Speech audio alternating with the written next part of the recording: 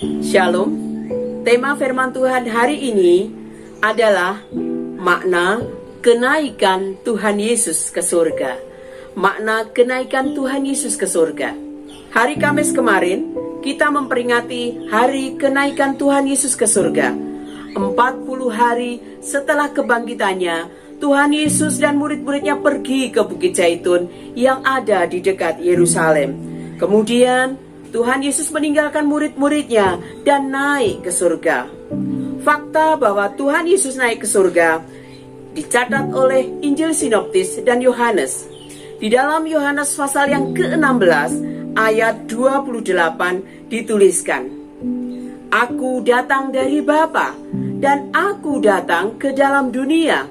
Aku meninggalkan dunia pula dan pergi kepada Bapa." Kenaikan Kristus ke surga bukan hanya merupakan catatan sejarah, tetapi juga memiliki makna bagi orang percaya, yaitu kita sekalian. Apa maknanya kenaikan Tuhan Yesus ke surga bagi kita? Hari ini kita akan melihat 5 makna kenaikan Tuhan Yesus ke surga. Yang pertama, kenaikan Tuhan Yesus ke surga menyatakan pelayanannya di dunia ini telah selesai. Pelayanannya di dunia ini telah selesai. Allah Bapa telah mengirimkan anaknya, yaitu Tuhan Yesus, ke dunia. Dan sekarang anaknya kembali kepada Bapa. Waktunya sebagai manusia di dunia ini telah selesai.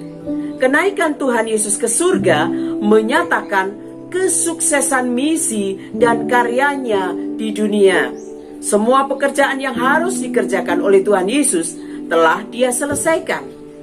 Di dalam Markus pasal yang ke-16 ayat 19 mencatat, sesudah Tuhan Yesus berbicara demikian kepada mereka, terangkatlah Ia ke surga, lalu duduk di sebelah kanan Allah. Tuhan Yesus sekarang ada di sebelah kanan Allah Bapa. Hal ini menandakan bahwa tugasnya bagi kita sekalian, menyelamatkan kita sekalian manusia dan menebus dosa kita manusia, telah selesai dengan sempurna. Yang kedua, mengirimkan Roh Kudus-Nya kepada umatnya. Mengirimkan Roh Kudus-Nya kepada umatnya. Tuhan Yesus berkata bahwa lebih baik baginya kalau Dia naik ke surga, sebab dengan demikian Roh Kudus akan turun. Ini dicatat dalam Injil Yohanes pasal yang ke-16 ayat yang ke-7. Kenaikannya ke surga tidak membuat hubungannya dengan orang percaya dengan Tuhan semakin jauh. Justru sebaliknya, semakin dekat, sebab dengan kedatangan Roh Kudus maka Ia tinggal di dalam kita. Injil Yohanes mencatat bahwa sebelum penangkapannya oleh orang Yahudi, Tuhan Yesus memberikan instruksi dan penghiburan terakhirnya kepada para murid. Dia tidak akan ada lagi bersama dengan mereka, namun Roh Kuduslah yang akan hadir di antara mereka. Dan di dalam Yohanes pasal yang ke-16 ayat 7 dan 8 dikatakan, "Jikalau kamu mengasihi aku, kamu akan menuruti segala perintahku. Aku akan minta kepada Bapa, dan Ia akan memberikannya kepadamu seorang penolong yang lain. Seorang penolong yang lain, supaya Ia menyertai kamu selama-lamanya, yaitu Roh kebenaran. Dunia tidak dapat menerima Dia, sebab dunia tidak melihat Dia dan tidak mengenal Dia. Tetapi kamu mengenal Dia, sebab Dia menyertai kamu dan akan diam di dalam kamu."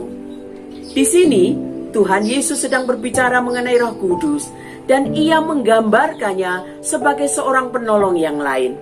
Meskipun Tuhan Yesus akan pergi ke surga, Dia sebenarnya tidak meninggalkan mereka sendirian. Dia akan mengirimkan seorang penolong yang lain yang akan menggantikan tempatnya. Pribadi yang akan melakukan apa yang Ia lakukan apabila Ia berada bersama dengan mereka. Pribadi yang akan menjadi pengganti kehadirannya. bukan secara fisik sebagai manusia, namun secara spiritual. Dengan kata lain, memiliki Roh Kudus sama seperti memiliki Yesus. Dan bagi mereka yang mengikuti Yesus, Roh Kudus melakukan apa yang Tuhan Yesus lakukan kepada mereka umatnya. Hal ini tentunya juga berlaku bagi kita.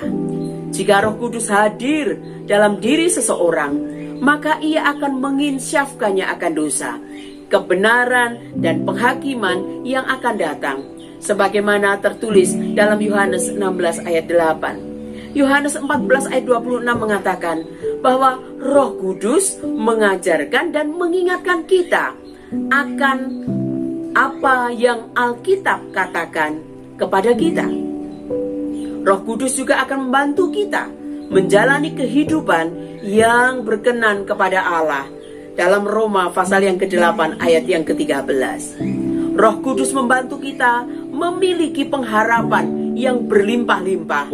Tertulis dalam Roma 15 ayat 13. Dan kalau kita perhatikan di dalam Roma pasal yang ke-5 ayat yang ke-5 mengatakan, kasih Allah telah dicurahkan di dalam hati kita oleh Roh Kudus yang telah dikaruniakan kepada kita. Tidak ada seorang pun dari kita yang pernah bertemu langsung dengan Tuhan Yesus di dalam darah dan dagingnya, sebagaimana para murid bertemu dengan Dia. Namun oleh karena Sang Penolong, yaitu Roh Kudus, kita yang ada di dunia ini tidak ditinggalkan tanpa Roh Kudus. Puji Tuhan, itu adalah anugerah yang besar bagi kita orang percaya.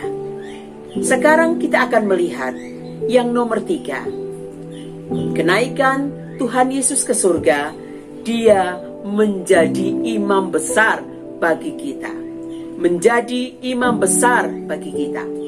Ibrani pasal yang keempat ayat 14-16 mengatakan, karena kita sekarang mempunyai imam besar agung yang telah melintasi semua langit, yaitu Yesus, Anak Allah. Baiklah kita teguh berpegang pada pengakuan iman kita.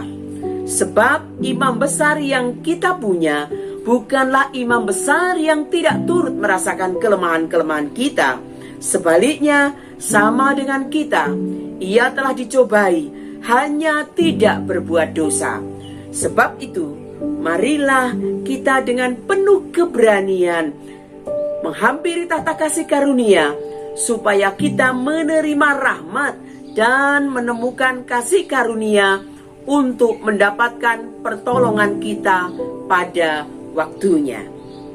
Bagian dari ayat ini menyatakan bahwa kita sekarang ini memiliki seorang imam besar yang sudah melintasi segala langit. Tuhan Yesus naik ke surga bukan berarti Dia menghilang dari bumi ini setelah kurang lebih 33 tahun berada di dunia. Imam besar yang agung, yaitu Tuhan Yesus inilah yang membawa kesulitan kita kepada Allah Bapa kita yang sulit kita capai dengan sendirinya. Ia juga membawa anugerah dari Allah Bapa kepada kita. Anugerah yang tidak layak kita terima. Inilah pekerjaan dari imam.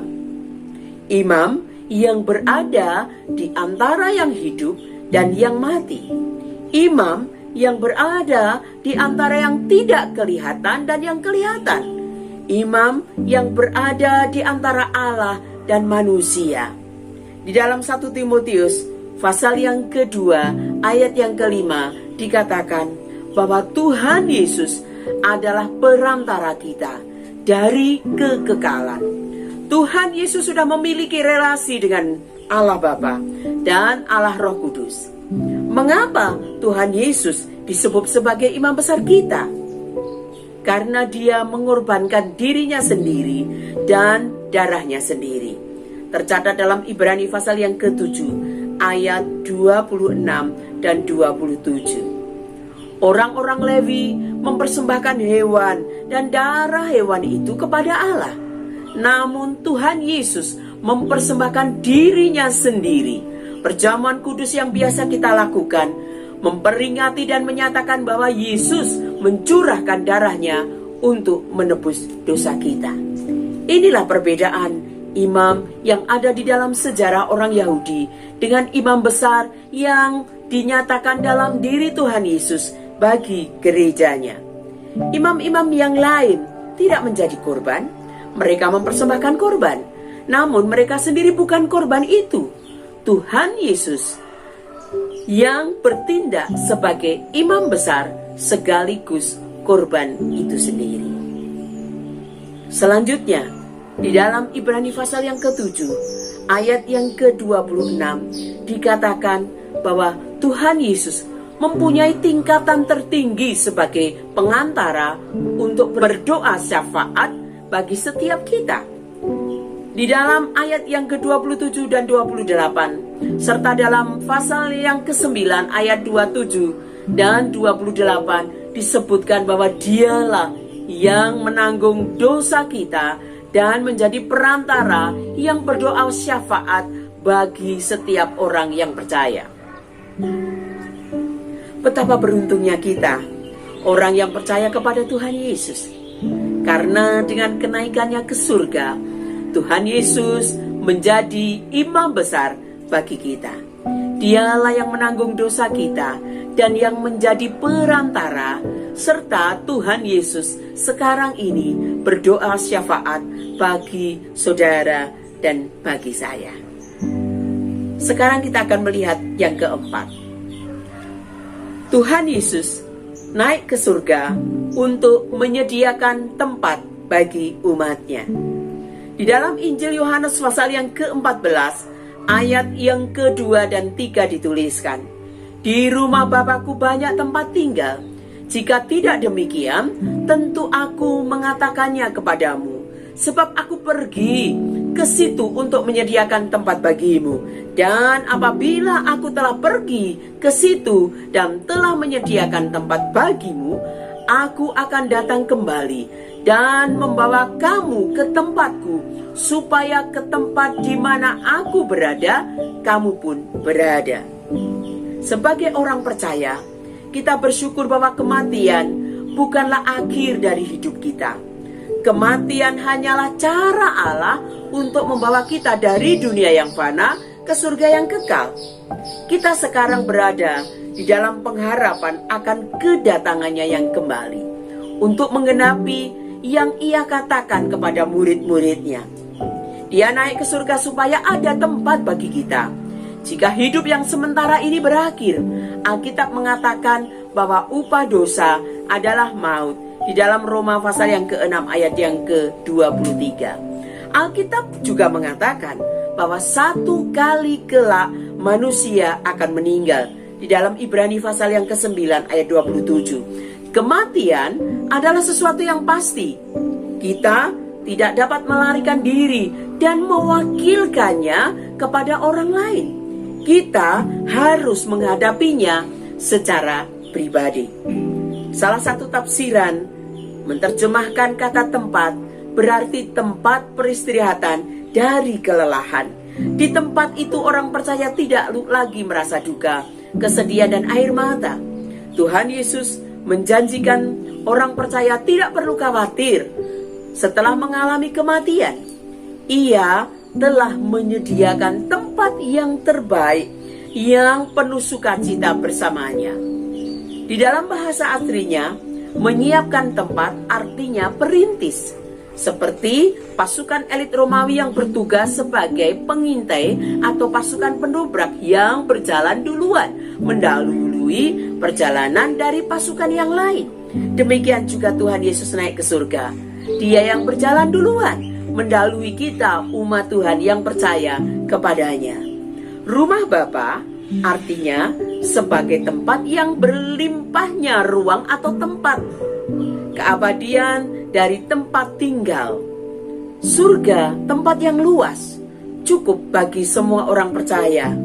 Tempat yang permanen, lokasi bukan sekedar kondisi. Bagi kita orang percaya, kenaikan Tuhan Yesus ke surga merupakan jaminan bahwa kita yang percaya kepadanya, Tuhan Yesus telah menyiapkan tempat di surga sebagaimana keberadaannya sekarang.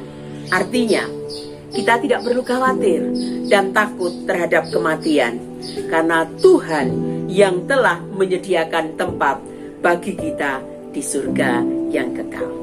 Ia yang akan datang kembali telah menyediakan tempat bagi kita. Dia berkata, "Di mana aku berada, di situ engkau berada." Puji Tuhan, di surga tempat Tuhan Yesus berada, di situ juga nanti kita akan berada.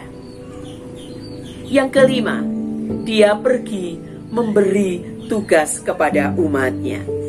Matius pasal yang ke-28 ayat 18 sampai 20 dikatakan, Tuhan Yesus mendekati mereka dan berkata, "Kepadamulah telah diberikan segala kuasa di surga dan di bumi.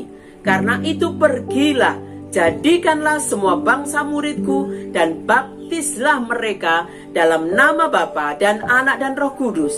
Dan ajarlah mereka melakukan segala sesuatu yang telah kuperintahkan kepadamu, dan ketahuilah, aku menyertai kamu senantiasa sampai kepada akhir zaman." Sebelum Tuhan Yesus terangkat ke surga, Tuhan Yesus memberikan tugas kepada murid-muridnya.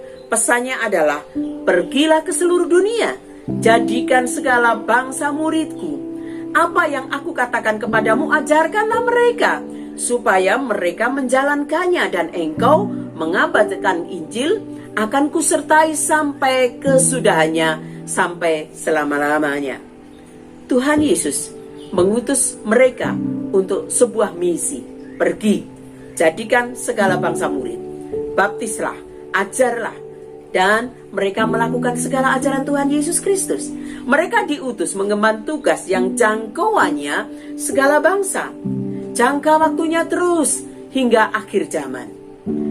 Ada kata kerja yang penting yang digunakan dalam ayat ini, yaitu menjadikan murid dan kata pergi. Menunjukkan sebuah perintah bagi para murid untuk bermisi. Amanat agung ini menjadi misi gereja Kristus di segala tempat dan waktu. Menjadikan murid menunjukkan kualitas. Hasilnya adalah seorang murid. Apa artinya menjadi murid Kristus? Menjadi murid Kristus bukan hanya sekedar menjadi Kristen. Arti kata murid berarti pengikut, seorang yang belajar secara dekat dengan gurunya, dan ia belajar bukan hanya dari mendengar, tetapi melakukan yang diajarkan oleh gurunya. Tuhan Yesus menginginkan seorang murid yang aktif, murid yang berdiri teguh, yang memberitakan Injil dan mengerjakan firman-Nya. Seorang murid adalah orang yang memprioritaskan kasihnya kepada Tuhannya. Dia mau memikul salib dan mengikuti Yesus. Dia juga menempatkan Kristus di atas segala hal dan rela berkorban baginya. Jadi, misi orang percaya adalah menjadikan orang percaya bertumbuh ke arah kualitas murid, bukan hanya menjadi orang Kristen yang biasa saja. Seorang murid juga diajar untuk membagikan dan mengajar orang lain juga, seperti tertulis dalam 2 Timotius pasal yang kedua ayat yang kedua. Selain menjadi murid, murid juga harus dibaptis. Baptis kita kenal sebagai upacara simbolik, di mana seorang mengaku imannya sebagai Kristen. Baptis dalam nama Bapa, Anak, dan Roh Kudus menunjukkan Allah yang Esa dalam 3 pribadi. Kata ajarlah menggambarkan tentang pemberian instruksi, pengajaran yang membawa kepada orang lain mengerti dan mengenal perintah Kristus. Pengajaran Kristus.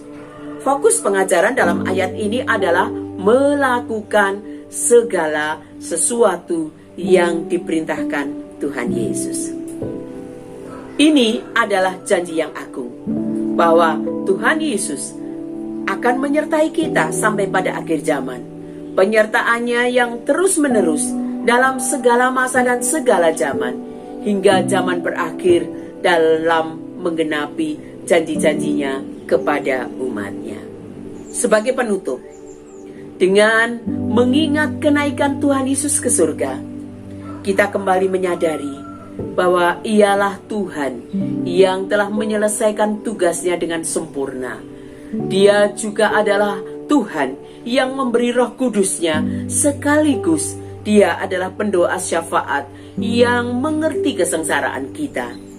Dia pula yang menyediakan tempat di surga yang akan datang kembali bagi kita orang yang percaya kepadanya. Kita pun bersedia menanti kedatangan Tuhan untuk kedua kalinya. Dan Tuhan memberikan satu tugas misi bagi kita untuk pergi menjadikan segala bangsa murid-Nya, membaptis mereka dan mengajar umat Tuhan dengan penyertaan-Nya yang sempurna. Tuhan Yesus menyertai kita sekalian. Amin.